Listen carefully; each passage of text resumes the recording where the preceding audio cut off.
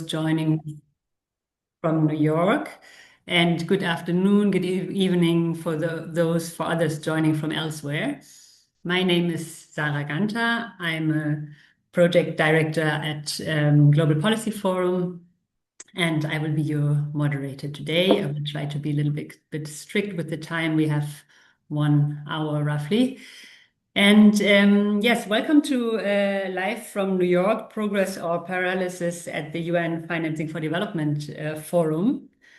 Live aus New York is a format that Global Policy Forum Europe has developed to bring the United Nations closer to the people.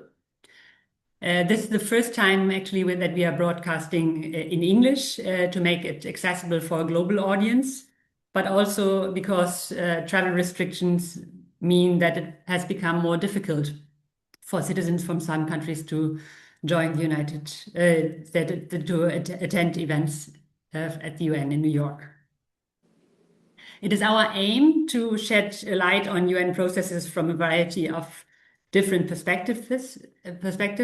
This is why we invited experts and insiders with diverse backgrounds. We very much thank FENRO, the Roof Organization of German Development CSOs, and AFRODAD, one of the most influential CSO networks in Africa, for the cooperation. And thanks also to FENRO for virtually hosting the event. I would like to briefly present my wonderful guests today and then jump right into the discussion and to hear live from New York what is happening at the FFD Forum. Let me start with you, Shari, Shari Spiegel. Shari, you are the head of the Financing for Sustainable Development office. You have played a key role in managing the UN's FFD process for over a decade, with the highlight being the FFD4 conference last year in Sevilla. Shari has attended all FFD forums since the format was created after the FFD3 conference in Addis Abeba in 2015. Now we can only see the three of us. Okay, yeah. Warm welcome to you, Shari. Shari, can you hear us? Not sure. Hi, can you hear me? Thank you so okay. much. Yes, Okay, and apologies that I don't have my screen on yet. I will have it on a little bit later, but yes. Okay, go ahead. Okay. Let me turn to you, Rodolfo Reta. Rodolfo works in the Mexican Embassy to the United Nations. He played a key role in the FFD process, especially since Mexico volunteered to co-facilitate the negotiations that led to the Compromiso de Sevilla in the run-up of the FFD4 conference. Mexico is very much committed to the process. This is where it all started back in 2002. Welcome, Rodolfo.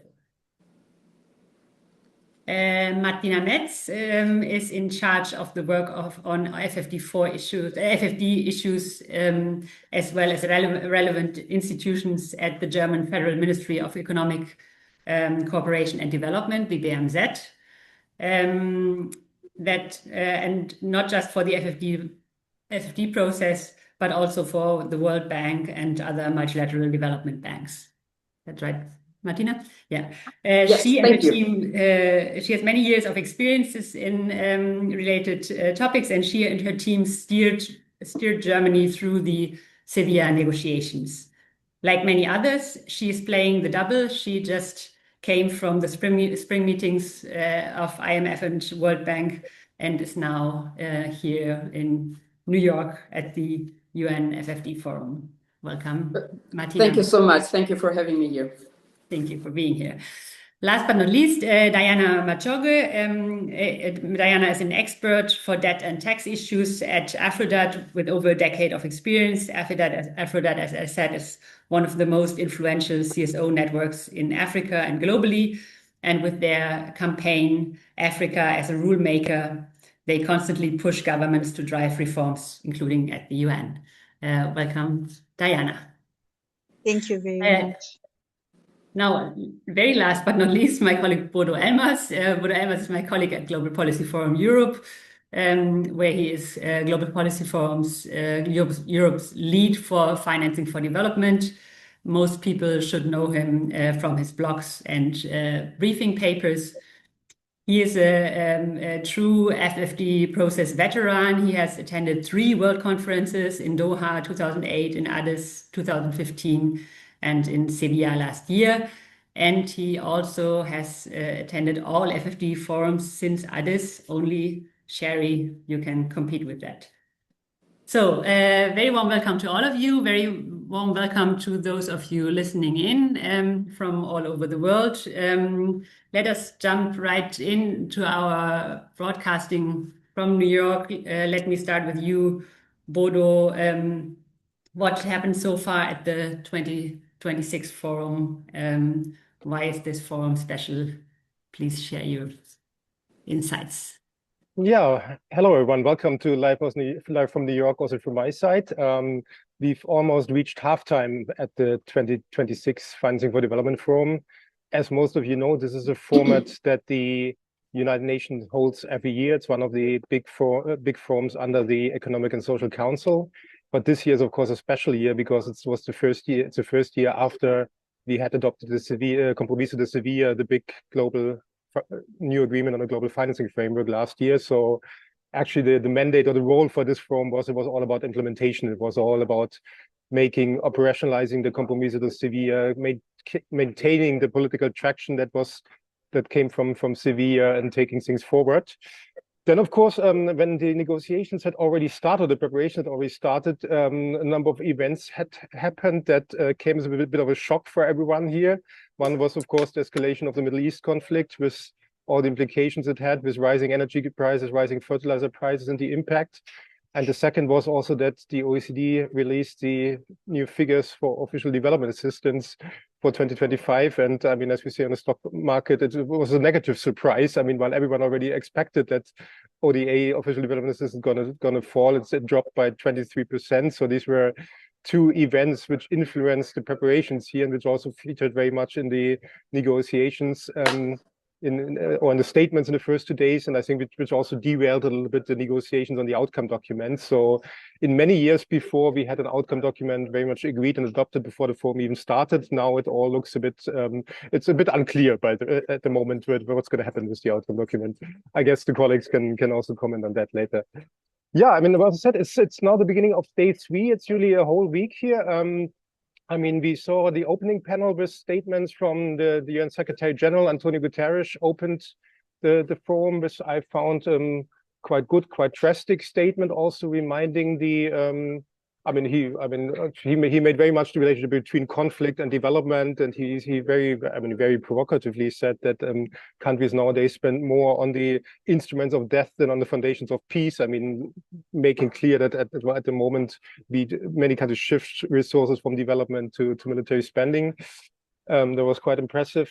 Annalena Baerbock, the president of the General Assembly, also spoke at the opening session. She very much made clear that this is all about implementation, and it's also a little bit, I mean, after Sevilla now the reputation of the United Nations is at stake. I mean, we cannot only commit, we have to implement things in practice. So this was the focus of her presentation.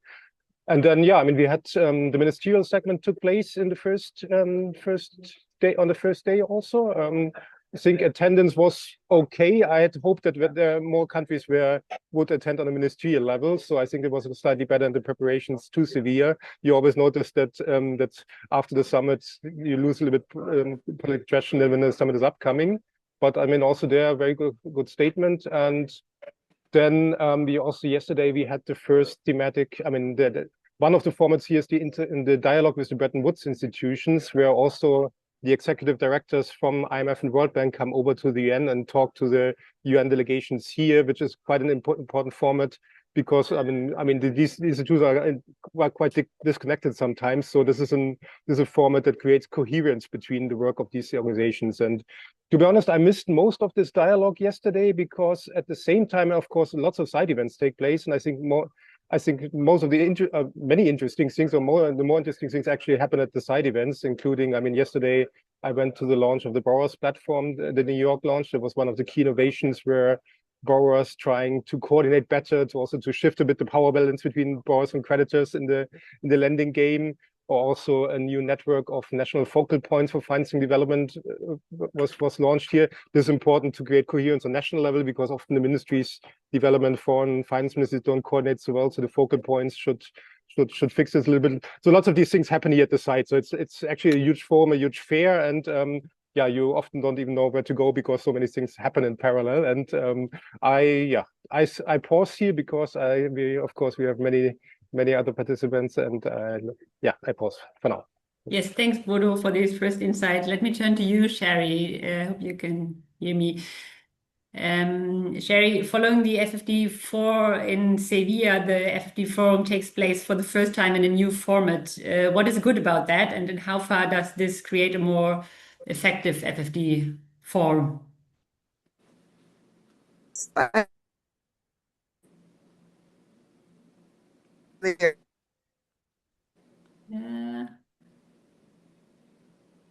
Shari's breaking up at least. Shari is still on her way to the office in the corridor. Perhaps we do change the sequence also. Yeah. If it doesn't work so well. Shari, let me get back to you later, and then I jump to you, Martina Metz, first now, if that's okay. Yeah, of course. Oh, no, I see Shari now on the screen. I can see Shari, but Shari, shall we wait? Maybe we'll give her. Hello, can you hear me now? Yes, we can hear you. Yes, we can hear you. If it would be okay, so can I have 2 minutes, and then I will be able to, you'll be able to hear me very well. So if you come back to me in 2 minutes, it would be really great. Okay, no problem at all. Thank you, Shari. Shall we then continue with you, Martina? Yes, of course. Yeah. So, Martina, you're from the German BMZ. The massive drop in official development assistance has featured a lot in the ministerial debates, I heard. And Germany, more or less by accident, has risen to become the largest provider of ODA, despite cuts in its own contributions. To what extent can the forum help to get ODA back on track, both in quantity but also in effectiveness? Yeah, difficult question. Can you hear me well?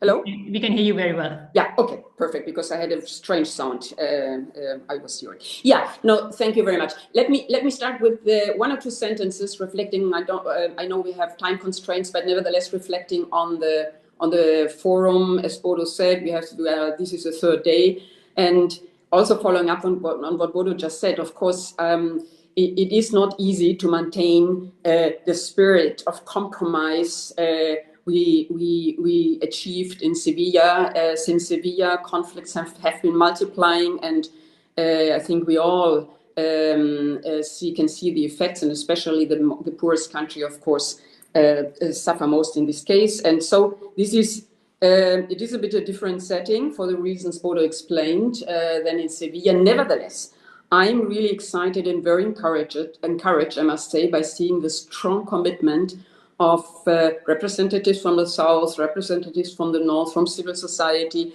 towards getting the commitment, the compromise de Sevilla really on the ground. And therefore, Bodo mentioned it. It was really impressive to see to be part of the launch of the National Focal Point Network. I'm the focal point for Germany, and a strong commitment from all sides to really get something done here. And we heard a lot of good examples already during the first days on initiatives which were set up in Sevilla, which are really progressing. So against all odds, I think we're really making progress. Yeah, coming to your question, of course, Germany is not by accident biggest provider of ODA. We didn't target, we didn't strive for be the first, but I think this just shows that despite the difficulties we of course also face with regard to our ODA budget, and of course we would wish it to see it rising, what is not the case. But despite this, we were able to, or are able to maintain it at a significant level. And this is the case because we have still strong political support for ODA, for development cooperation, because we have a strong civil society in Germany pushing for it. This helps a lot. So I think this is not just by accident, but again, it shows that there's a strong commitment. But I don't want to window address. Of course, again, as I said, we would love to see higher figures as ministry responsible for the cooperation. So coming to the question to what extent the forum can help, I would like to mention two things. First of all, I think it's extremely important to see that, to show that Sevilla was not just an event, but this is a kickoff of something which is happening. And always remind us that this is for us, should be politically binding for us, what we said in Sevilla. This is the first thing. Second point I would like to make to support this, we really need urgently a monitoring. I'm sure that Shari will say something about it, because this will be essential to keep the pressure, let's put it that way, alive. And the two more points I would like to make. I think what is important for all of us who participate here, when we travel home, in my case to Germany, is that we have good stories to tell about cooperation, about coordination, about alignment. So to make clear at home that this is not just a couple of different countries which have single bilateral commitments towards Sevilla, but that this is a shared responsibility. I think this will help a lot when it comes to future development budgets. And last point, this is something which has been discussed during the first 2 days extensively, for example, in the context of domestic resource mobilization, but also in other contexts, the approach that towards ODA, not just being a fund, not being only funds which are being directed towards single projects, but that we have a catalytic effect, that whatever we fund, and DRM is a very good example, domestic resource mobilization, so that when we, with our ODA, support, for example, tax system in countries, and the respective countries improve their tax management system, that then something really evolves. So this kind of interaction, this kind of catalytic role of ODA, I think this is the main message I perceive at the moment, that we are searching for this. We are that this is the main approach, and this is something we should take back to, as I said, in my case, to Germany, in order to make the case for ODA being effective. Thank you. Thank you, Martina. Metz. Thank you also for recognizing the role of civil society. We will keep pushing for it, and we will also try to help to tell the positive stories. Now Shari is here with us, Shari Spiegel. Shari, I introduced you as somebody who played a key role in shaping this whole process, and we heard that this is a very special forum, but also that it has a new format. Can you tell us a little bit what is good about this new format, and how far does it create a more effective FFD forum? Great, thanks so much, and apologies for not being able to, for racing through the halls of the UN while we were starting the conversation. So it's the decision, the big innovation was that in the past 10 years, the FFD forum, I think, grew from nothing after ADIS to something that was more and more impactful every year and really led to Sevilla. But one of the takeaways from the forum pre-Sevilla was that we were trying to cover so many topics in a very short period of time that we didn't have the ability to go into any in real depth. And so a decision was made to have a biennial cycle, both in the Financing for Sustainable Development report and in the FFD, in the forum, to focus on 4 chapters every other year. So to look at 4 every year. And this year, the focus is on data, but also on systemic issues, or the international finance, which the name of that actually was changed to Systemic Issues and International Financial Architecture. And then private finance and trade are the 4 being covered this year. And next year will be domestic resource mobilization, development cooperation, debt, and technology.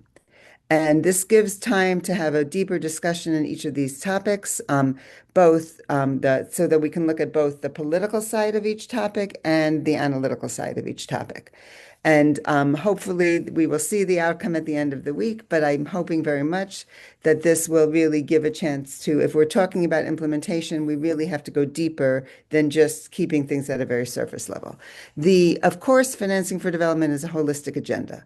You can't separate all of these issues in a sense. You can't not talk about debt in any one year if you're looking at how do you finance sustainable development, if you're thinking about systemic issues. These issues are all linked together very strongly. So at the same time that you're focusing in depth on 4 chapters, it doesn't mean that the other chapters disappear. And so we start with the global financing framework, which covers everything. As Martina said, we discussed domestic resource mobilization a lot already in the forum, even though it's not on the agenda per se as an in-depth chapter. The IMF World Bank dialogue that Bodo, with the executive directors and ECOSOC that Bodo mentioned, the 2 topics that were focused on were investment and debt. So there was a big discussion on debt yesterday as well. We had a session on updating on other areas, on the 4 areas not being covered, and where we again discussed a lot of the progress that's happening specifically in debt, but also in development cooperation, where the 2, and also domestic resource mobilization, the 3 were covered.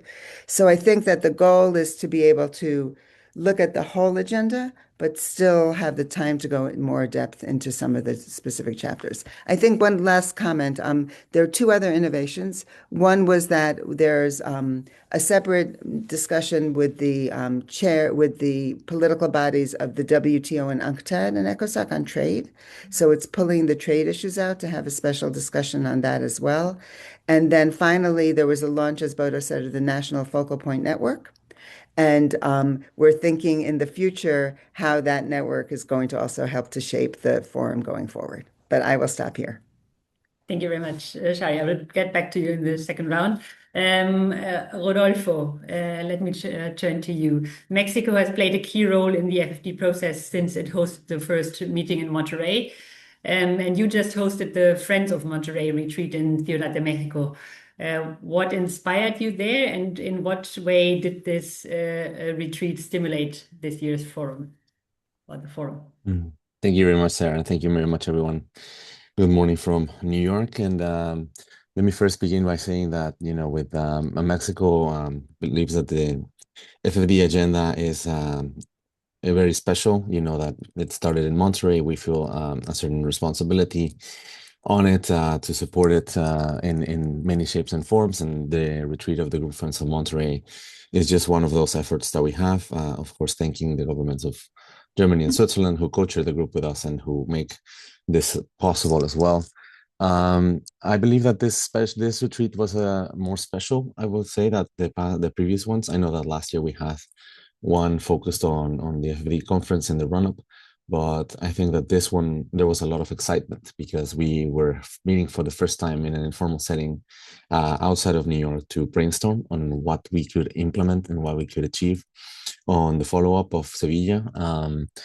And both Bodo and Shari have been friends of Monterrey for a long time, but I believe that this really felt like a coming together of people who put in all the effort to make sure that Sevilla was successful, and to make sure that they could collaborate and bring up some issues that we could bring forward at the UN. And I know that particularly in the thematic sessions and the breakout groups that we had, there was a lot of conversation on the deliverables of Sevilla.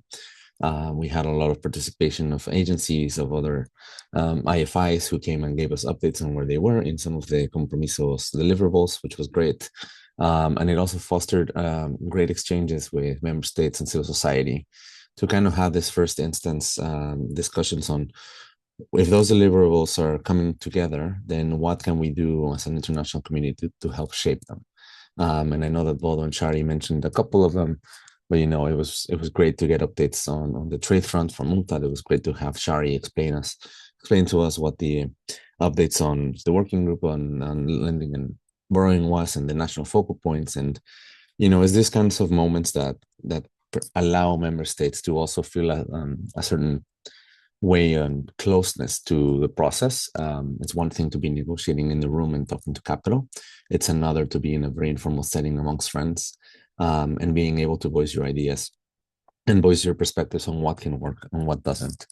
I believe that the discussions here were instrumental also to the co-facilitators for the outcome document. There were a lot of good things that were put forward. Of course, there was more information about the Boris platform being put forward to justify as well having the reference to welcoming the launch of the forum. We also had some updates as well on how we celebrated the CRA, credit rating agency meeting, the financial integrity meetings.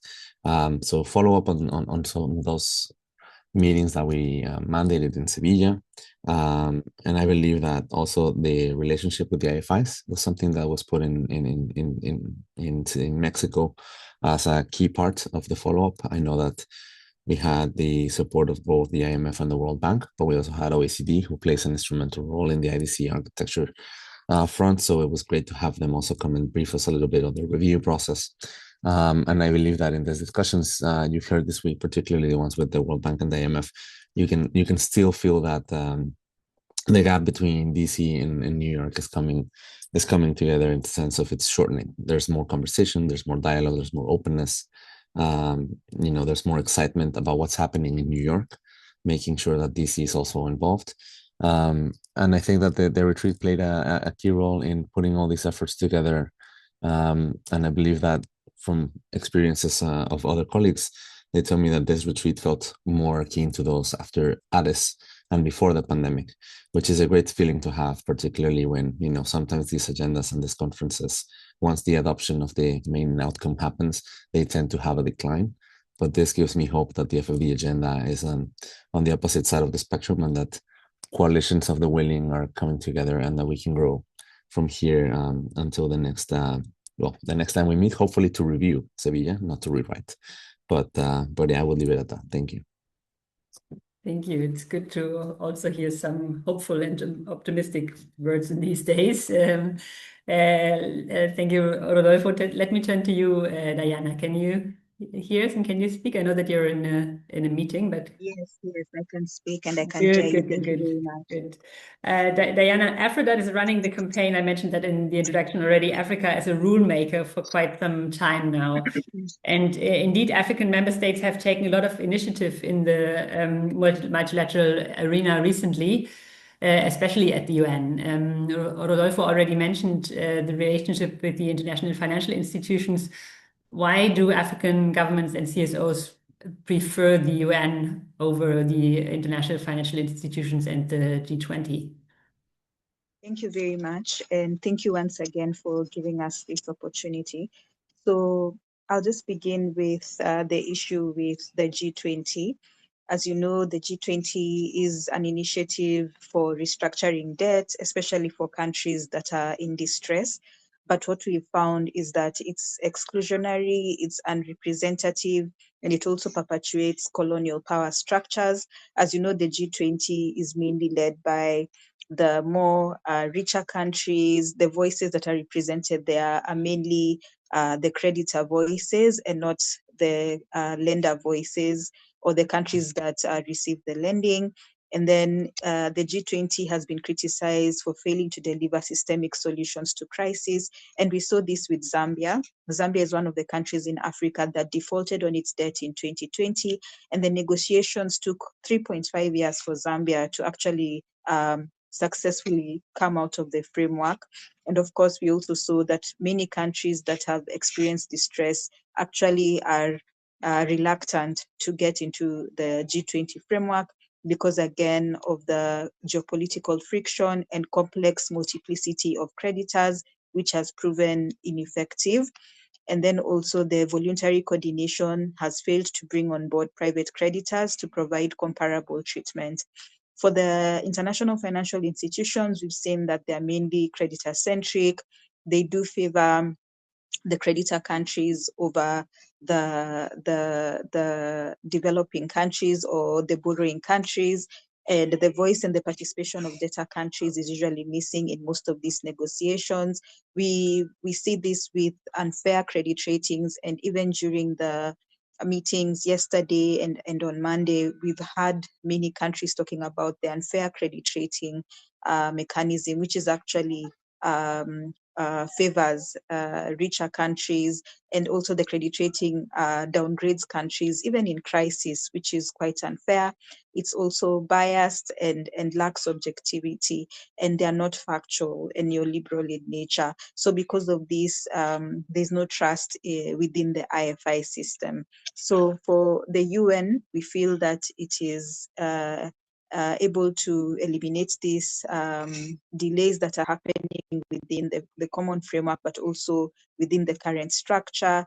And also the UN framework is part of the reform of the global financial architecture that civil society organizations are calling for, because it's able to bring on board all critical voices. It's an equal process, it's open, it's more fair. And of course, it has binding legal framework, which is established in a UN convention. It has inherent legitimacy, and also prioritizes human rights and development needs. So that is why we prefer the UN. Thank you very much, Diana. We are doing quite well time-wise, so I would encourage participants to also, if you have urgent questions, write them in the chat, and if we have time in the end, we try to get back to them. Thank you, Diana. Let me turn to you, Shari, again, in the light of what Diana just said, highlighting the hope that the UN can be the place for reforming for a fairer international financial architecture. As I said, you played a key role in the FFD4 process in all FFD forums since others. In a perfect world, Shari, what would you do to strengthen the forum and to create a more effective format at the UN level? You're still muted. Yes, I'm still muted, even though I'm sitting now. So hopefully in a sense, the structure, it's already strengthened. So I don't think it's about redesigning it at this point, but how do we make the most of the improvements that have already happened? And the first, I would say there are a couple of interesting pieces that we see going forward. The first is on the National Focal Point Network. So it was just launched this past week on Monday. And now that we are beginning to have in every country, some countries have actually nominated two people, and one from Ministry of Finance and one from Foreign Affairs. So that's also an interesting place where it's bringing them together. Some already said that it's already having them talk to each other on financing issues, which is great. And we now see that we're thinking about how we utilize that network to bring the ideas, to bring the national thinking to the global level, to bring the global thinking to the national level, and also to have a place for peer learning. And so, and the national experiences have to shape the global framework and global thinking, whereas the latest global thinking, can we bring that to the national level as well? And then what are the opportunities that countries have to share exchanges and ideas for peer learning? And so we're thinking of possibly structuring some of the sessions, now that we have this chance for more in-depth sessions, to have a national discussion on some of the issues that are of urgent issues for the national focal points as part of the forum next year as well. So I think there are some new ideas we can do to make the conversation to really utilize the new architecture that's been put in place. Another piece is one of the biggest things, I think, for the UN in general, and it's somewhere of the architecture of the room and the formality of many of the discussions. Sometimes the question is, how do you make them more vibrant, and how do you make it more interactive? And so one of our goals is also to think through, how do we use these new structures to do that? That includes, as I said, bringing the national focal points to have peer learning discussions. We're also thinking of, we had this year a lot of the Sevilla Platform for Action. We had a big spa event, and as one of the side events that Bodo mentioned earlier, where this was the voluntary initiatives that were being announced were announced in Sevilla. And they really are around 2/3 of them have already been implemented and are already moving forward. And they really do map very closely to the actual agreements in Sevilla. And this is actually on the website. We've done a mapping of how the Sevilla Platform for Action maps to the agreements in Sevilla. And so we are planning to now start clustering those into groups around themes, and then to have some of those themes discussing a bunch of different initiatives at the same time on the same day next year as well. So to have sort of to really see what's happening on the ground and what's happening how is implementation moving forward in a way that is leveraging and building on, so that it's instead of one or two small initiatives, we can look at the whole piece. Of course, that doesn't take away the real importance of having multilateral agreements and multilateral action.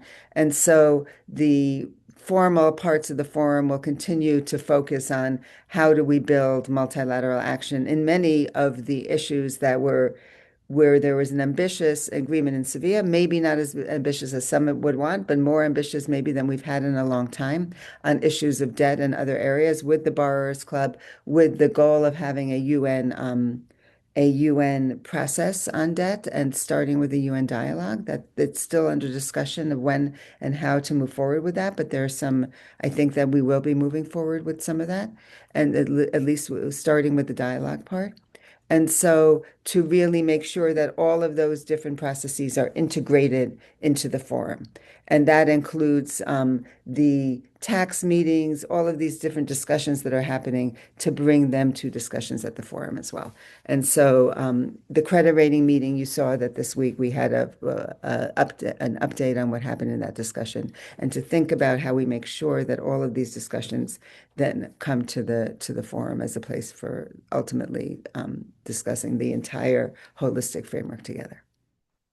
Thank you, Shari. Let me stick with you for a second and bring one question from the chat. And Essie Lindstedt is asking whether discussions on issues like beyond GDP featured. She's asking whether in the spring meeting, but also in the forum. So beyond GDP or multidimensional approaches to value, which appreciate the range of activities that contribute to development that are not always currently reflected in GDP. Is that something that you are discussing at the forum, or? Yes. So the Secretary General there are two parts to that process. So the Secretary General had announced has a expert group, and they're going to be launching their report, I think, next week, so the week after the forum. So it is being discussed this week. It's come up, and I'm sure it'll come up in the data discussion, which is on Friday. But the launch of the actual report will be next week. That report is being led from our side, from the statistical division, because it's been focusing right now on the statistical side of it. The second part of that will be how is that used and how is that utilized in different areas, including areas of financing for development. So I would expect that as the report comes out and that process moves forward, the link between that and FFD will become even stronger in future years. Thank you, Shari. Martina, Metz, let me turn to you again with the follow-up question on the ODA question, actually. Martina, private capital is often presented as an alternative to ODA, but the cost of capital is high, especially for least developed countries. What can and should be done to lower the cost of capital from your point of view? Not an easy question, I know. Thank you, Sarah. Indeed, just let me say first of all, that of course, private capital, private investments can't replace ODA. This is without doubt.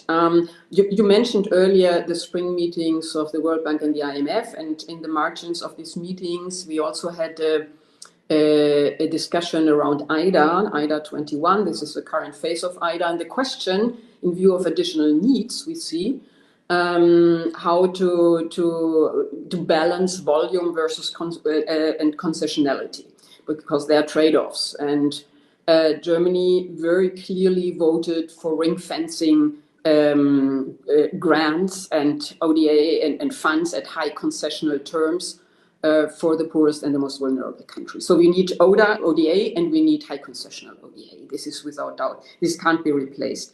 But we need to complement ODA for several reasons, with private capital, with private investments.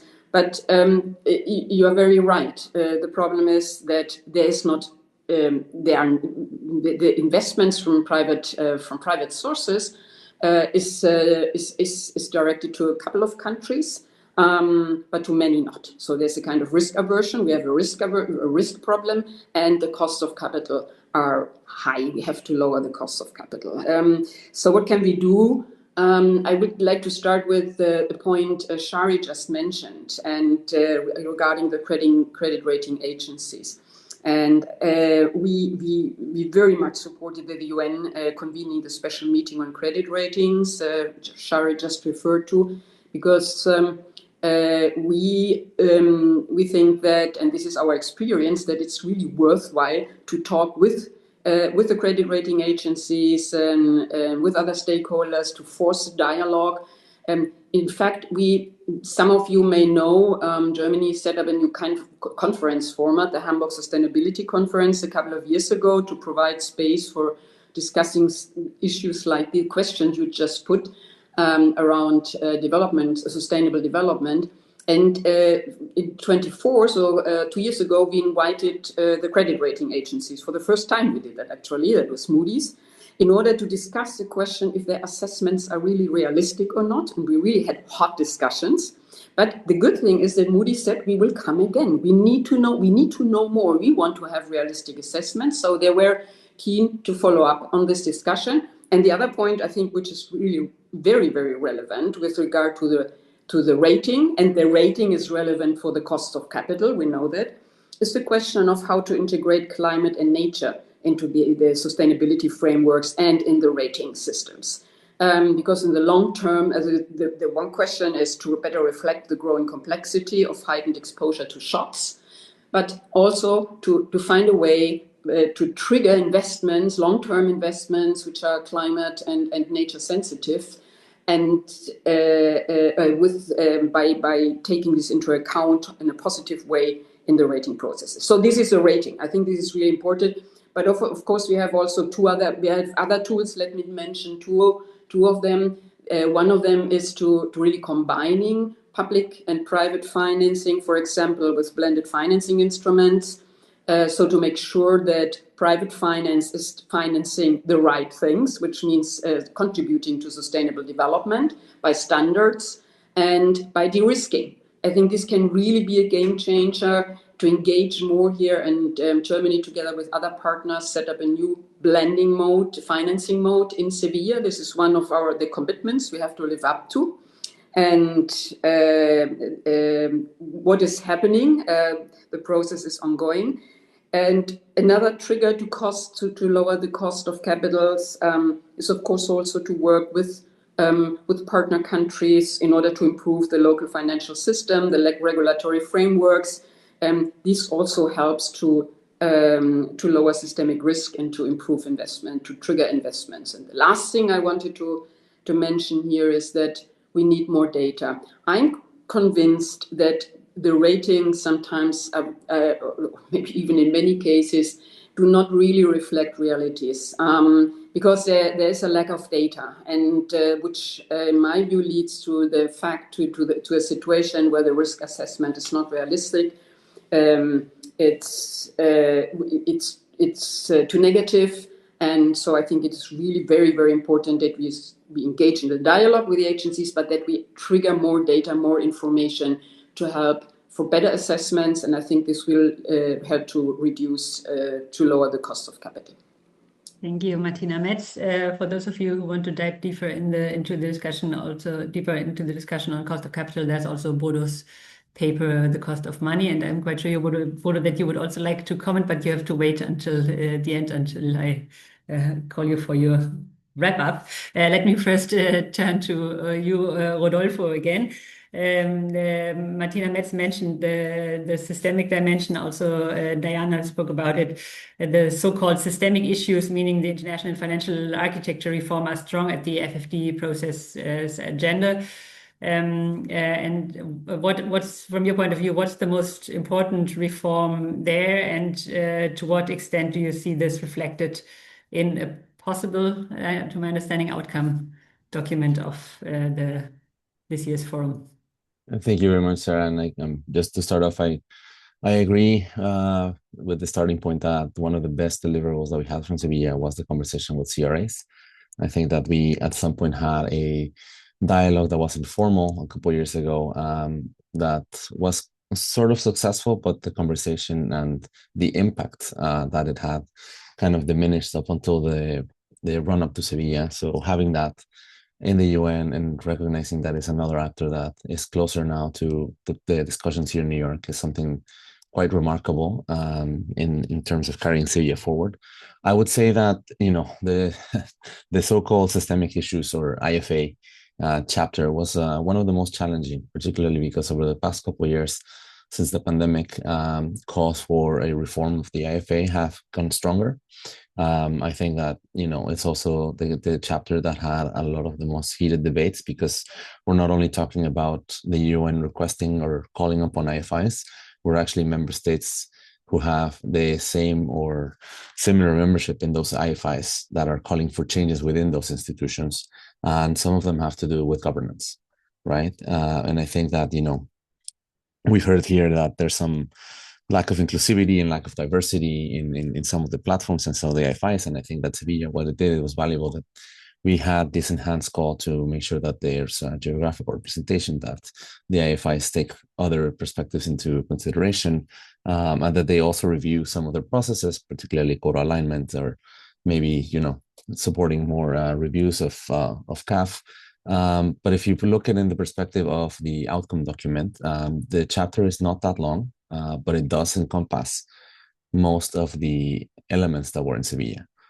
Particularly, I would like to point out that this document does move a little bit forward in putting the conversation on special drawing rights back on the table, particularly on the design of a playbook. In Sevilla, what we tried to do is to have chapters that focus on facilitating member states at the national, regional, multilateral, bilateral level to enhance the enabling environments so that policies could be driven forward and that they have potential to grow. And I think that after the experience that we had during COVID, where special drawing rights came back to the fold and member states tried to use them, where there was kind of this lack of or gap of knowledge, perhaps, in how they were used, how different countries actually consider them or have them in their balance sheets, and what the type of access to these liquidity instrument would be like. We came to the conclusion that the agenda for FFD is not only about access to immediate resources, but it's also about emergency preparedness and response. What can we do to make sure member states have a financial safety net and the tools in hand so that they can access these resources in times of crisis? And I think that the playbook for special drawing rights is one of the key deliverables of Sevilla. This will require a lot of work with the IFIs to kind of redefine, in a sense, what the criteria would be for member states to access these tools and how they could channel them. When this conversation first started, the PRT and the PRGT trust funds were not operational yet. We've had some updates on those over the past few years with the annual meetings, and now that they are established, we now have vehicles to channel those special drawing rights to MDBs. And I think that the outcome document bring that back on the table can trigger that conversation, particularly because this is the section in which we ask to strengthen the deliverables between New York and DC, which translates to deliverables between finance ministries and foreign affairs. So it's the political and the technical coming together. And I think that if you look closely at what we're trying to do with the UN, is that the UN will be a vehicle for policy ideas to make sure that we can provide some of these innovations to these instruments and then facilitate immediate access to resources like special drawing rights. I would also say that, you know, the outcome document tries to be as forward-looking as possible. There's some updates on the implementation here we have some of those issues that were mentioned earlier. I would say that the IFI, I agree with Shari, you cannot talk about the international financial architecture without talking about the all-encompassing governance issues that stem from the different chapters. This is not only about the reform of the IFIs, it's also about the architecture on that. It's about the architecture on international development cooperation, the architecture on trade. And I think that the outcome document does reflect this in the section on updates on implementation, where we also welcome the updates on WTO 14, and then we also look at what we can do with IDC moving forward. We have that in the next steps section, welcoming the DCF. That's another important step that we have. The IDC architecture is one of the conversations that we're going to have on the review next year. So setting that up for discussion this year is important because, as times are changing and priorities in development cooperation are shifting, it's important for the international community to be ready to engage on what a post, say, 2025 IDC architecture will look like. So that's another contribution that Sevilla has put forward, with the effectiveness angle coming back into the fold. The IFA chapter is not the only one that was renamed. The IDC chapter also got the effectiveness element back in the chapter. So we're very much excited to see where this builds on. But I would say that there's a lot of work to be done. I know Shari mentioned a couple of initiatives I've been doing here in the UN, and we hope that in the forum this can stimulate the conversation to get us to those policy ideas that can really drive some of the deliverables in Sevilla forward, particularly those related to what can the IFIs and what can the international organizations do to make sure that the voice and representation of developing countries is included and taken into account, and how to ensure that access is not as difficult and the barriers to entry for markets are not that difficult for countries who may have some difficulties because of their socioeconomic situation or because of conflict. So I will leave it at that for now. Thank you, Rodolfo, for this quick run through the panorama of systemic issues. Then I get to you, Diana. Diana, are you with us? This looks like... Yes, I am. Good. And Diana, surprisingly, debt is not formally among the action areas of the FFD Forum agenda this year, but as the debt situation in many African countries is critical and debt features a lot in the Compromiso de Sevilla, what, from your point of view, is the most important action to take at the UN level now? Thank you very much. And apologies earlier, there was an internet issue, so my camera wasn't going on. But just to answer your question, which is very loaded, from the civil society side, the most important thing, and I'm glad that Shari raised it as she was speaking, is the intergovernmental process, initiating the intergovernmental process for a UN Framework Convention on Debt. And this was actually highlighted during Sevilla, paragraph 50F, where we highlighted the need for an intergovernmental process on debt. And of course, we've seen the very great success with the UN Tax Convention. So for us, the greatest push, even coming from the Africa region, is for this process for a UN Framework Convention on Debt. And of course, within that framework, and I think Rodolfo and Martina have highlighted it, we do have provisions around automatic suspension of debt, especially within crisis, the reform of credit rating agencies, the aspect of responsible borrowing and lending. So all this housed within the UN Framework Convention on Debt. That is why for us it's very important. And just to highlight that also within the Africa Union, the member states were able to adopt a common Africa position on debt. And that was last year in May. And they've actually, within that common Africa position is also the emphasis for a process within the UN. So this is actually the right time for the process to begin. And I'm happy that DESA is actually in line with our demands for the intergovernmental process to actually begin. Thank you. Thank you, Diana. And before I thank all of you because our time is almost up. Let me hand back to Bodo for, no, I'm sure, Bodo, you are keen on commenting on many of these issues, but you have about 4.5 minutes to wrap us up and also give us some insights about what is happening, what's coming up in the remaining days of the forum. Bodo.